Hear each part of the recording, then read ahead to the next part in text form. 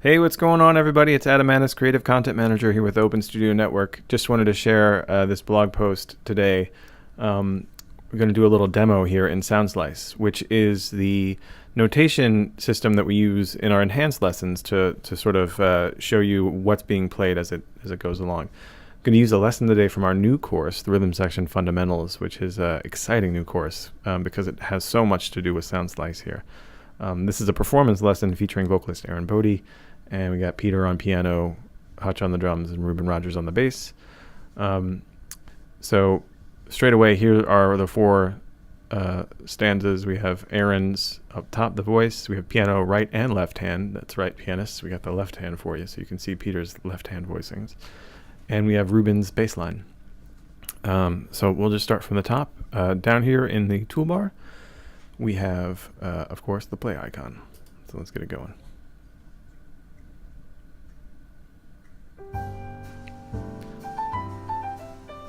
So as you can see, immediately the play bar starts scrolling along with the music, and it'll automatically turn the page, just like it just did.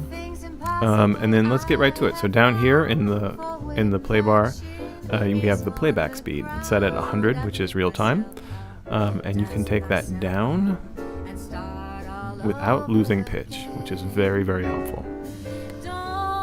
Take it all the way down to half speed.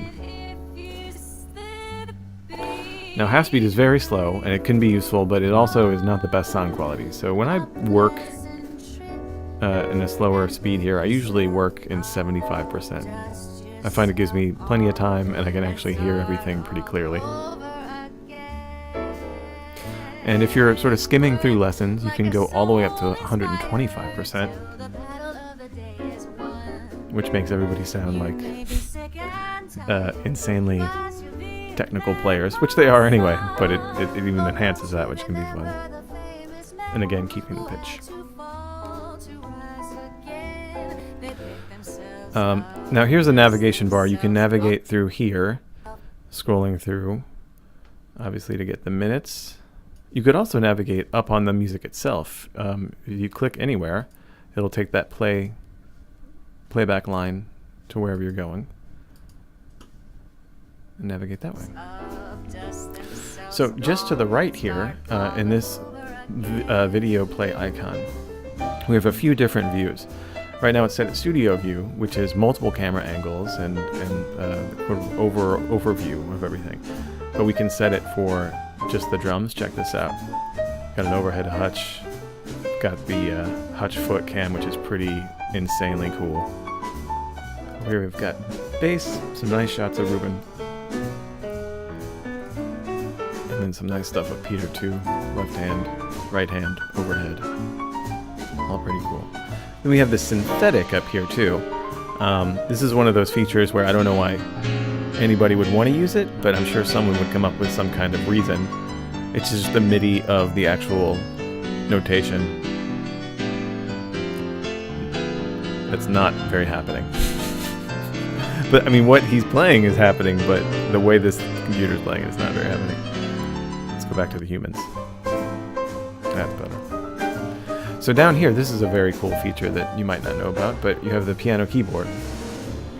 Right now it's set over here, if you look to the left, it's set at the voice. So whatever Aaron's singing, it's playing here in the piano, but you can set that to, if you just click, it'll scroll through. Piano both hands, which is very cool, and you can tell that both hands are separated with one's purple for the bass clef and one's orange for the treble. Piano right, piano left, contrabass. That's kind of a cool thing. You could toggle that off. In the settings little cog wheel here,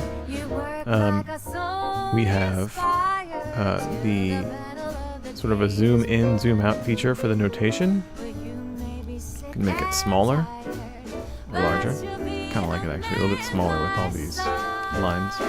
Volume, which is obvious. You can transpose the key if you're a B flat instrument.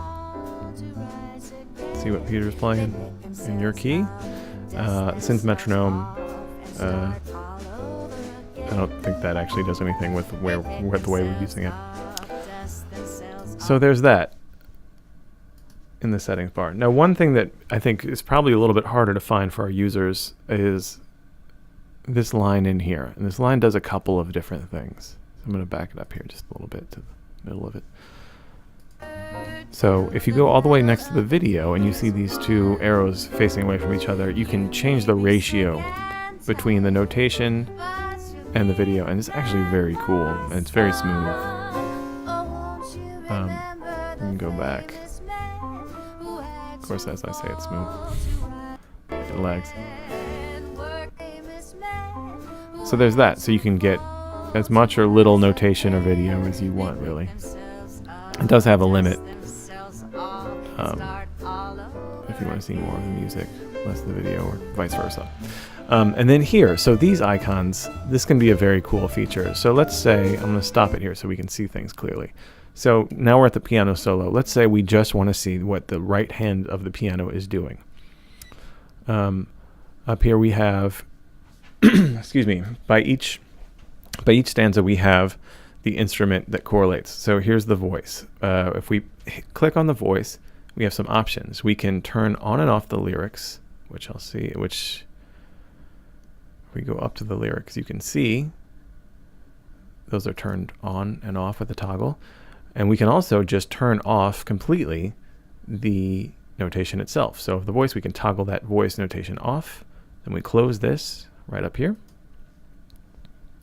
And then we'll, right here is the right hand piano, which we want to keep. Then the left hand piano, we can toggle off, like so. And then the bass, we can toggle off, like so. And now we're left with just the right hand piano solo. Now we couple this too with maybe the piano view. We've got a really nice tool for pianists. You can even toggle on and off the chord changes. It's nice to see them though. Also in this you can transpose the key again by key of the music, the octave, and you can change the synth sound settings. So to turn everything back on, these three dots represent everything that's been turned off. Here's the left hand piano. Turn that back on. Bass. Toggle that back on. Voice. Toggle that back on. Cool. So one last feature that I think is pretty cool. Let's say we want to loop something. Totally possible. You just click and drag. And now we're looping this lick. You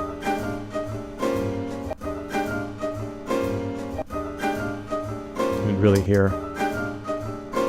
how he's doing it. Now right next to, just to the right of the play icon, are looping options. You can have it played looped continuously.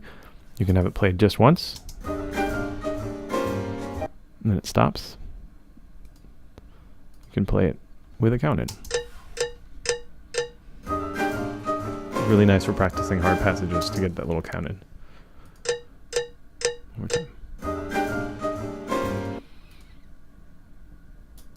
And that's all of our play options. So I think that pretty much sums up all of the key features of Soundslice. You know, Soundslice is constantly adding new features, and they're letting us know that there's some new stuff that's going to happen soon. So when that happens, we're going to update you here too. If you don't use Soundslice, please, I encourage you to check it out. It's a great tool to use with our videos. I think it's one of the cooler things that we do here at OSN. And I hope this helped answer any questions you might have. So thank you for listening, and we'll see you next time.